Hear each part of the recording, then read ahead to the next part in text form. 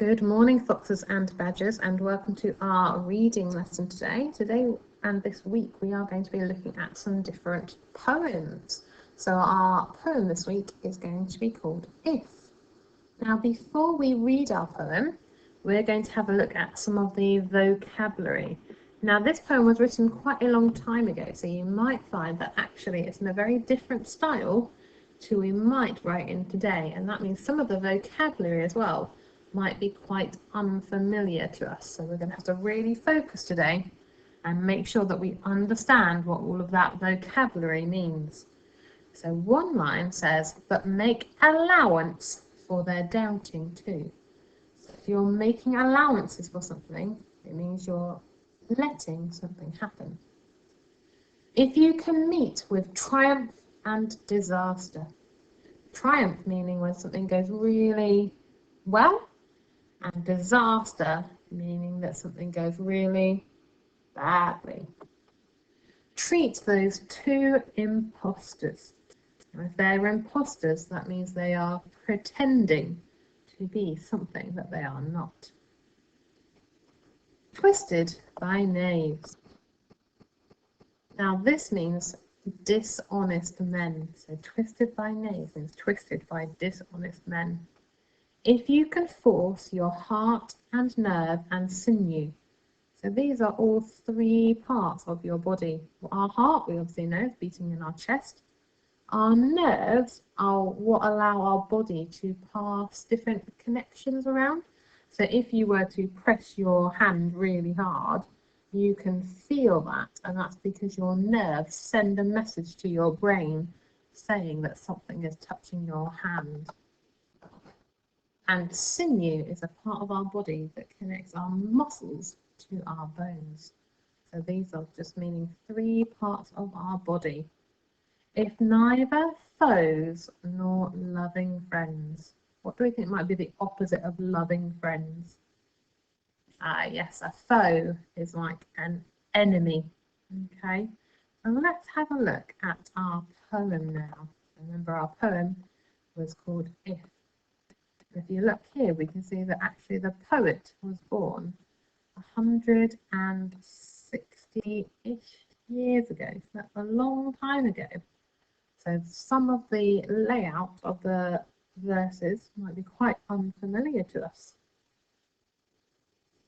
If you can keep your head when all about you are losing theirs and blaming it on you. If you can trust yourself when all men doubt you, but make allowances for their doubting too.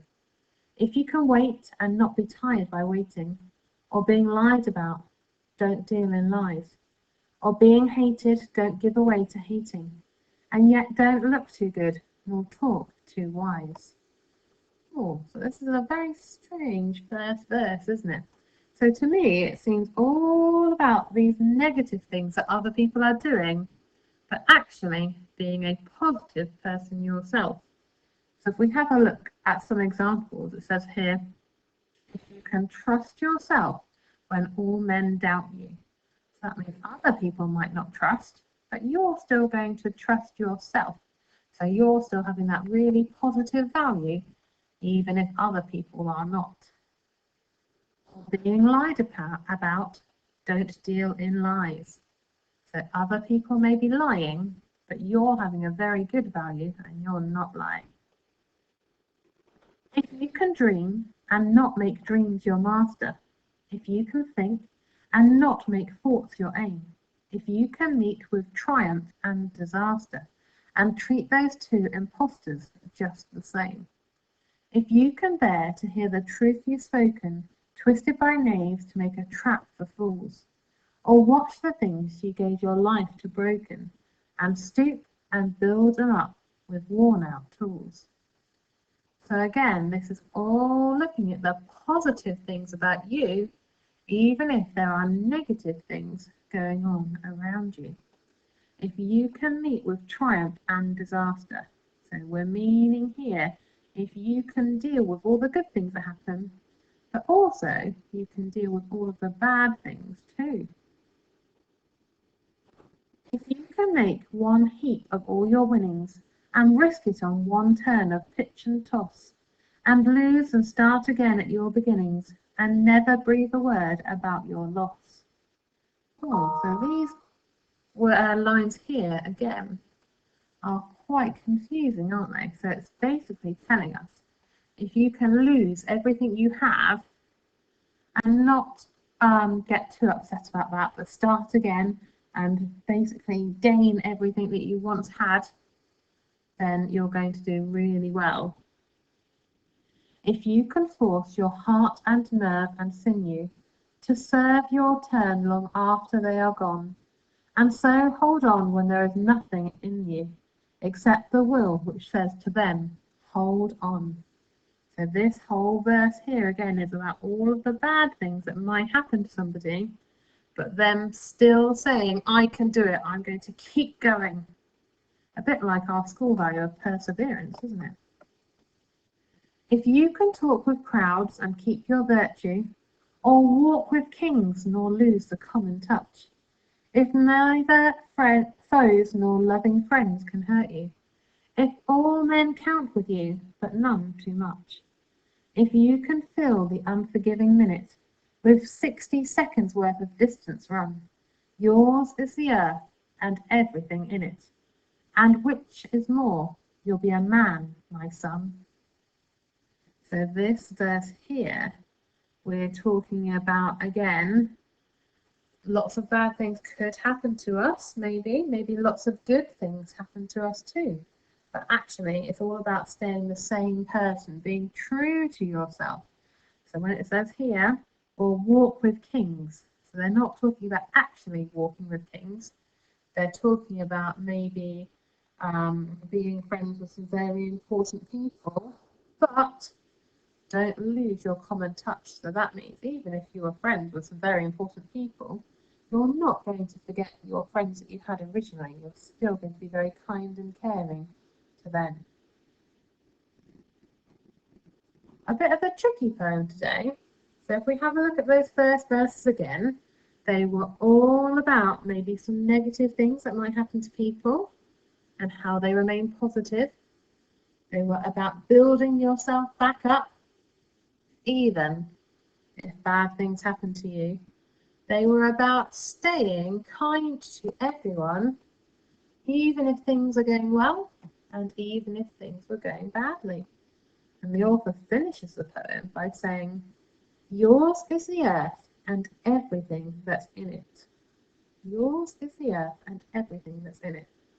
So by this, the author is meaning that the world's your oyster, almost, if you've heard of that phrase before.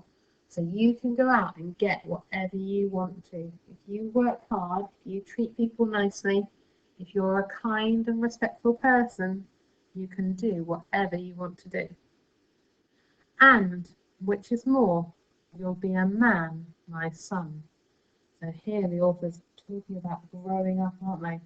Our reader is becoming mature, they're turning into an adult. Okay, let's have a look at our PowerPoint and have a go at some of those questions. So remember, our first questions are our retrieval questions. So that's where the answer is in the text. So starting with who wrote the poem. So we've seen the poet at the top there. I wonder if you can go back and find it. What do most of the lines start with? So we found that most of the lines started with the same word. If you can do all the things in the poem, what will you be? Have a go at the retrieval questions to start with. And then after that, there's a few more which require a bit more inference. Some of them I've spoken to you about as we've gone through the video, but some of them you will definitely have to think about, like this one. Who do you think the poem is written from the perspective of? So who do you think the poet is pretending to be? And finally, at the end, thinking about what other titles might be suitable for this poem. So rather than calling it If, what can our title be instead? Please do send your work into your teachers. You're going to have to think very hard for today's lesson because, like I said at the beginning, some of those vocabulary in here are quite tricky, and because this poem was written a long time ago, it's quite a different layout to what we are used to. But give it your best go, because I know you can do a fantastic job.